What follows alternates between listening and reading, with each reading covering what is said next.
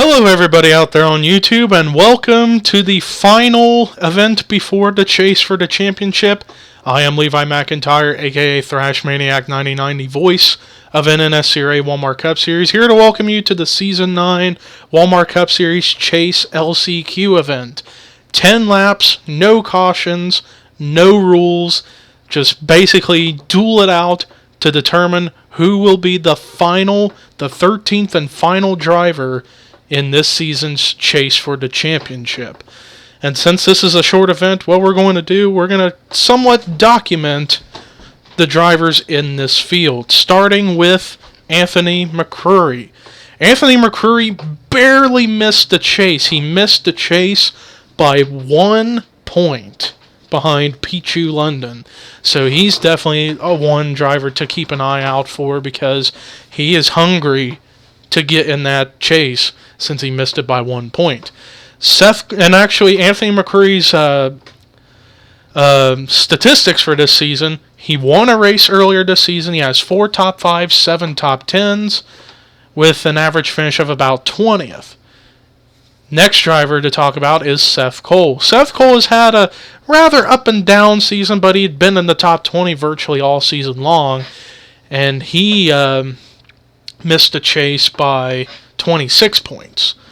Seth Cole had 1 top 5, 7 top 10 finishes this season. Next driver, Michael Norman. And Michael Norman had a rather rough start to the season, but started to slowly pick his way up. 15th in points, 2 top 5s, 6 top 10s. Next up, Zach Rogers. Now, Zach Rogers had to have been one of the most impressive drivers this season, because he had to qualify his way in during the first 5 events and actually was still outside the top 30 for quite a while, and actually made every race except for 5. So he only missed 5 races, but during that time he has racked up 2 wins, 7 top 5s, 7 top 10s. So he's had a pretty good season, but he barely missed out on getting a wild card spot, so he's going to be another guy to keep an eye on. Next up, Preston Plord. Preston Plord, first half of the season, regular season, he was very consistent. Top 10, even top 5 in the points all season. Then it seemed like once the second half of the season started, his progress slowly, gradually got worse, and he fell out of the top 10, fell all the way back to 17th entering this event. But he has 4 top 5s, 7 top 10s, so that's respectable. Next up, Dylan Thoreau. And Dylan Thoreau has been mostly top 20, around between 15th and 20th most of the season. Picked up a win a little while back. He won at Darlington, the Southern 500. He has that win, with that being his only top 5, but 4 top 10 finishes this season. Next up, Sean Galligan. Now, Sean Galligan has had a rather mediocre season. He moved in the 19th in points after Kansas last week. He has 3 top 5s, 4 top 10s. Next up, Charles Sanford, who's had a very mediocre season. He comes in 20th in points. He had only 2 top 5s, 5 top 10s. Next up, Carson Gum, who was a guy who, for a little bit a few weeks ago, looked poised to make the top 10 in points, but he's just had rough luck the past few weeks, and he fell to 21st, and he has 2 top 5s, 4 top 10s. Next up, Tim Walsh. Tim Walsh was another guy, similar to Preston Plord, that during the first half of the regular season was virtually top 10 in points the whole entire time, but lately he had been slipping back, and to the point when he had a most brutal crash, one of the most brutal wrecks of the year last week at Kansas, when he took a hard hit, and actually gave a hard hit, took a hard hit, and went for a wild ride. He's 22nd in points with 4 top 5s, 8 top 10s. Next up, Joshua Collard, and he's another one of those guys who's had a mediocre season, and he has had only 3 top 5s, 3 top 10s. Next up, Austin Mongold, and he was another guy who's been having a rather rough season. 24th in points with 1 top 5, 5 top 10s. Next up, James McLeod, another one of those mediocre season guys. He came in 25th in points today with 1 win, 2 top 5s, 7 top 10s.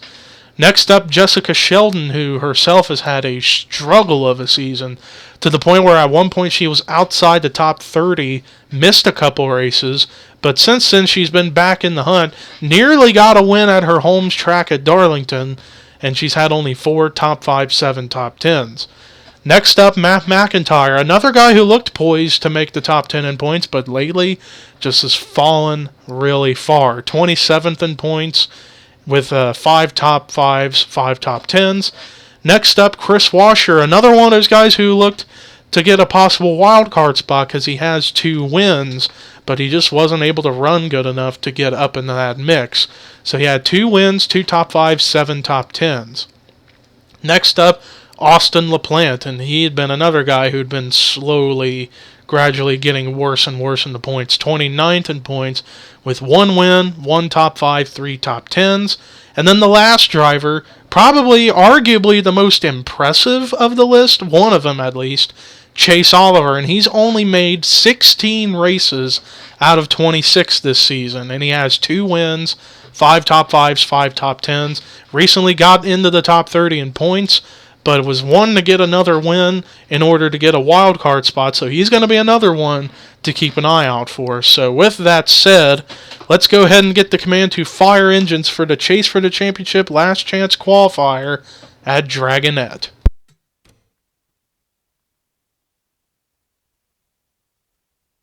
Drivers, start your engines!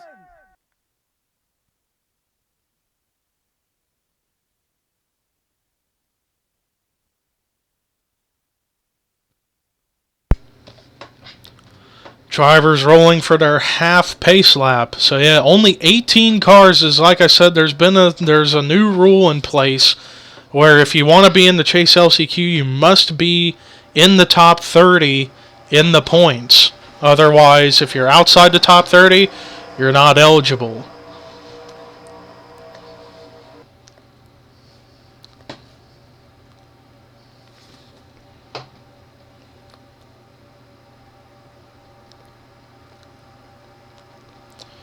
So remember, the winner of this race will be the 13th driver in the Chase for the Championship. So there's going to be a lot of slicing, dicing, a whole lot of racing going on tonight, or today, in order to determine who's going to be in. Boogity, boogity, boogity, let's go racing!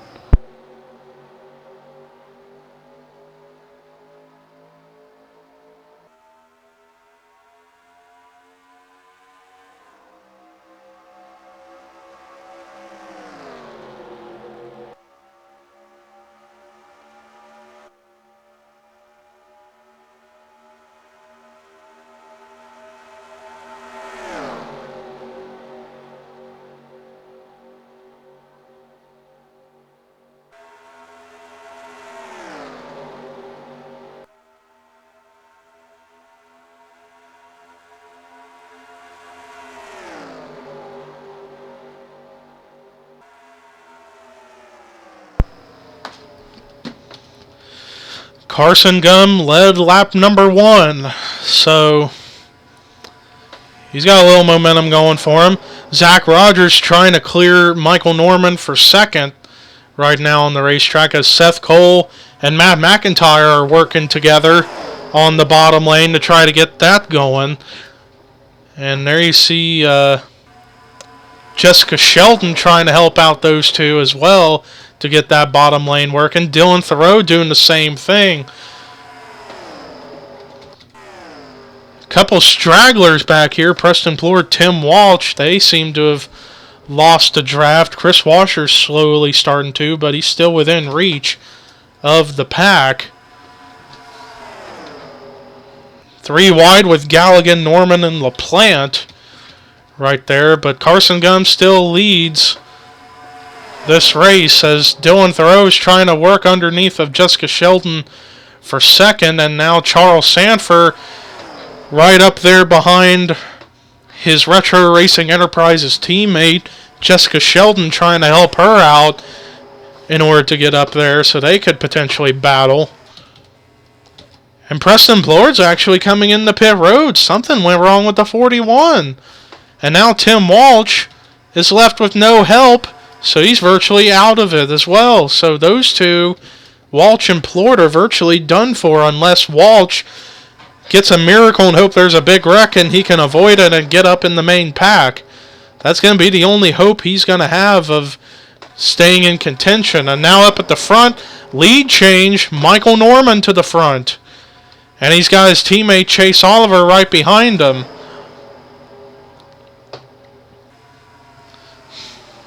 But Anthony McCreary getting a big push on the high side from Carson Gum and Dylan Thoreau, but it's not going to be a whole lot, as now Chase Oliver's tucking in line behind the 3 as he's got Sean Galligan behind him, but now Galligan's going to pull out.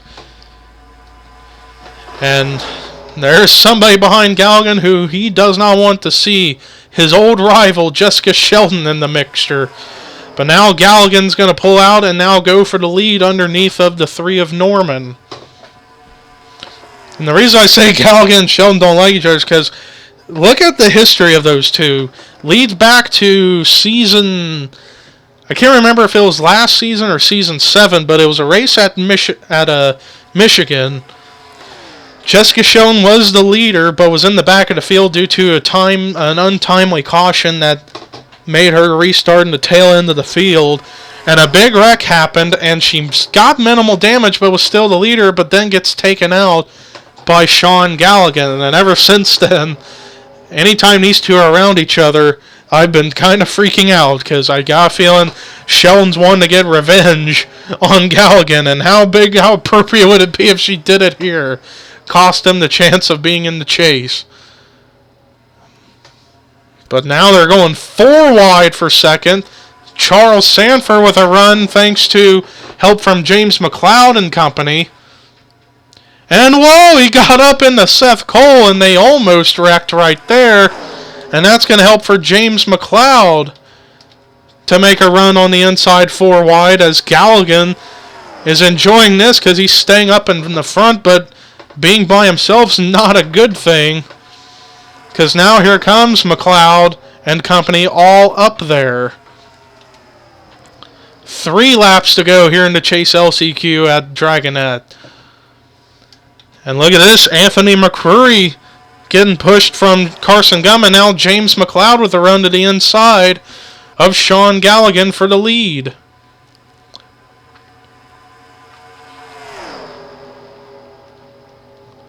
But now it's going to be... Oh, I thought they were going to go 4 wide for the lead. That would have been rather dangerous. Now Anthony McCreary to the lead with help from Michael Norman. Carson Gum tried to block Chase Oliver, but couldn't quite get it to work at the time. Now he's going to be able to do it. 2 to go here in the LCQ, and Carson Gum, who led early on, is coming back, and here he comes with the run underneath McCreary. Still plenty of time for these guys in this pack to really go at it for that top spot.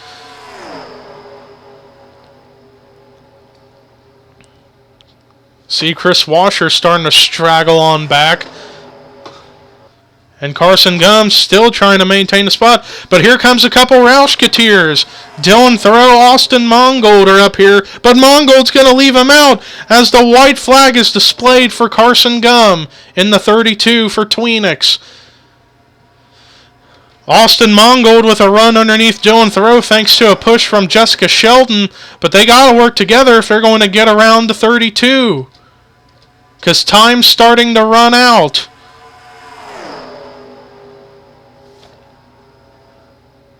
Nobody really making a challenge for the 32, and that might have just sealed the deal right there. As we're getting ready to come off of turn number 4 for the final time today. Out of 4, coming to take the checkered flag, Carson Gum wins the Chase for the Championship Last Chance Qualifier at Dragonett.